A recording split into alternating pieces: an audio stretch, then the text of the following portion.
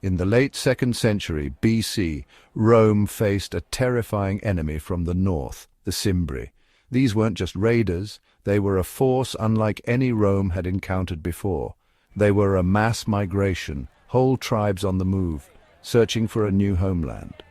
This migration included men, women and children, all seeking a place to settle. The Romans called them barbarians. But the Cimbri were a sophisticated military force. They had their own strategies and tactics, which often caught the Roman legions off guard. They challenged Rome's power in a way it had never faced before. The Cimbri's unexpected tactics and sheer numbers put immense pressure on the Roman military. The Cimbrian War was a clash of civilizations, pitting the disciplined legions of Rome against the ferocity of the Germanic tribes. It was a test of endurance, strategy, and willpower. It was a brutal conflict, marked by catastrophic Roman defeats and stunning victories. The war saw moments of despair and triumph on both sides. The war tested Rome's strength and ultimately transformed the Roman army. The legions had to adapt to new forms of warfare and improve their tactics to survive. The Cimbrian War from 113 to 101 BC was a defining moment in Roman history. It forced Rome to rethink its military strategies and adapt to new threats. It showed that Rome was vulnerable, but also that it could adapt and overcome even the most formidable foes. The lessons learned during this war were crucial for Rome's future conquests.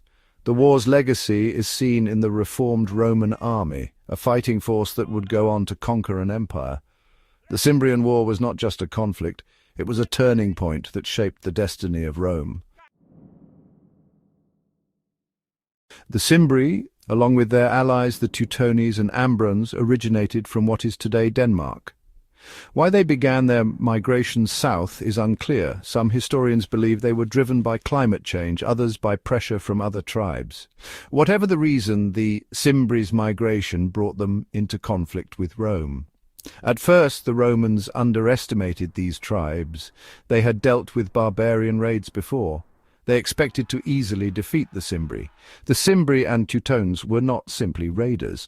They travelled with their families and possessions, indicating a desire for a new place to settle. This made them a different kind of enemy for the Romans, one that couldn't be defeated with a single victory. Rome's initial encounters with the Cimbri were disastrous.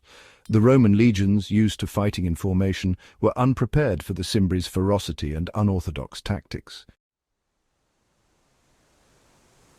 The Cimbri and their allies moved through Gaul, clashing with Roman armies sent to stop them.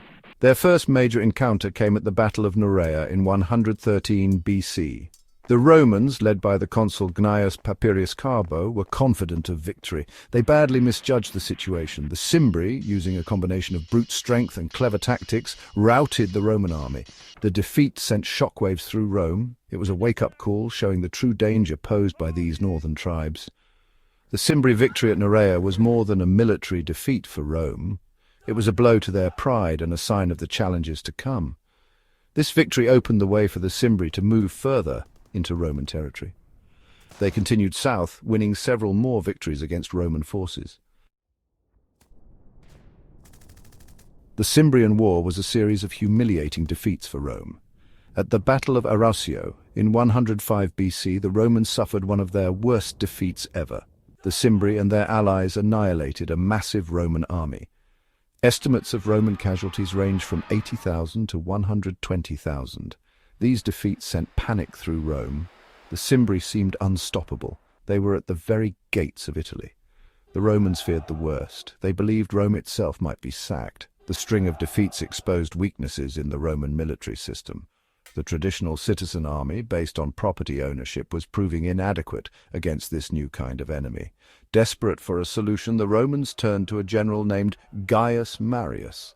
Marius was a skilled soldier and a ruthless politician. He promised to defeat the Cimbri and save Rome. Section 5. The Rise of Marius. Gaius Marius, a new man from a non-aristocratic family, emerged as the savior of Rome. Born in 157 BC in the small town of Arpinum, Marius rose through the ranks of the Roman military due to his exceptional skills and determination. He was elected consul, the highest office in the Roman Republic, an unprecedented 5 times in a row from 104 to 100 BC. This was a remarkable achievement, especially for someone without noble lineage. This was a testament to his military skills and the fear the Cimbri instilled in the Roman people. The Cimbri were a formidable enemy, and their threat loomed large over Rome. Marius understood that to defeat the Cimbri, he needed to reform the Roman army. He saw that the existing military structure was inadequate to face such a powerful adversary. He created a professional army open to all Roman citizens, regardless of their wealth. This was a revolutionary change, as previously only property owners could serve in the military. He improved training and discipline.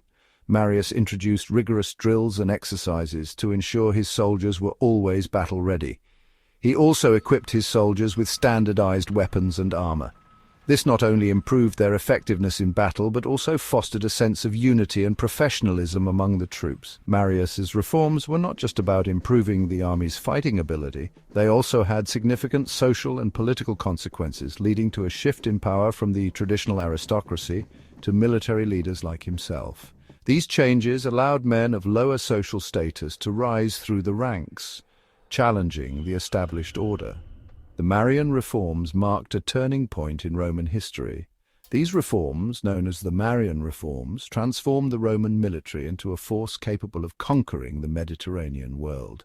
Marius's vision and leadership were instrumental in this transformation, but first they had to face the Cimbri. The stage was set for a confrontation that would test the mettle of Marius's newly reformed army and determine the future of Rome. The Marian reforms were a turning point in Roman military history. Before Marius, the Roman army was essentially a militia of citizen soldiers. They were farmers and shopkeepers who fought when called upon. Marius created a professional standing army. This meant soldiers could train year-round and become experts in warfare. Marius also reorganized the legions, the basic units of the Roman army. He made them larger and more standardized. This made the legions more effective on the battlefield. Marius also changed how soldiers were paid. Previously, soldiers received a share of whatever booty they captured in battle. Marius introduced a regular wage.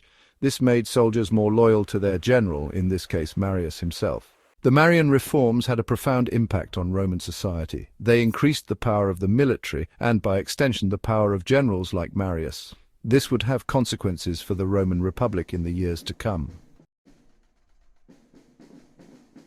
In 102 BC, Marius confronted the Cimbri and their allies at the Battle of Aquae Sextiae in southern Gaul.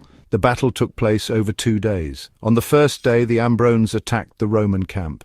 Marius held his legions back, waiting for the right moment to strike. On the second day, the Cimbri joined the battle. Marius used the terrain to his advantage, trapping the Cimbri and inflicting heavy casualties.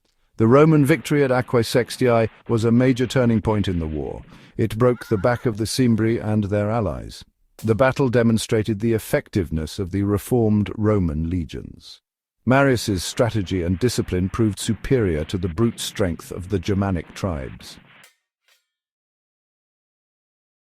The following year, in 101 BC, Marius faced the remnants of the Cimbri at the Battle of Vercellae in northern Italy. Marius again used his superior tactics to defeat the Cimbri. He chose the battlefield carefully, ensuring the sun was at the backs of his legions. This blinded the Cimbri and gave the Romans a decisive advantage. The Battle of Vercellae marked the end of the Cimbrian War. The Cimbri were virtually wiped out. Their threat to Rome was over. Marius was hailed as the savior of Rome. He had defeated the barbarian hordes and saved the Republic. The victory at Vercellae solidified Marius's status as Rome's greatest general and cemented the legacy of the Marian reforms. The Roman army was now the dominant force in the Western Mediterranean. The Cimbrian War had a lasting impact on Rome, shaping its military and political landscape for generations to come. It showed the vulnerability of the Republic to external threats, revealing cracks in what was thought to be an impenetrable defense. But it also demonstrated Rome's resilience and its ability to adapt to new challenges, showcasing the ingenuity and determination of its people. The Marian reforms transformed the Roman army, making it one of the most effective fighting forces in history. These reforms included the recruitment of landless citizens, which expanded the army's size and strength. However, the reforms also had unintended consequences. They shifted the loyalty of soldiers from the state to their generals, altering the power dynamics within Rome. They increased the power of the military and led to a series of civil wars that ultimately destroyed the Roman Republic and gave rise to the Roman Empire. The very changes that strengthened Rome's military might also sow the seeds of its political downfall. The Cimbrian War was a pivotal moment in Roman history, marking a significant turning point in the evolution of the Republic. It marked the end of an era and the beginning of a new one, an era of Roman military dominance but also of internal strife. The victories won on the battlefield came at a high cost, both in terms of human lives and political stability. The Cimbrian War serves as a reminder that even in victory, the seeds of future challenges can be sown. The lessons learned from this conflict would resonate throughout Roman history. The reforms that saved Rome from the Cimbri would later contribute to its internal struggles, illustrating the complex interplay between military success and political stability.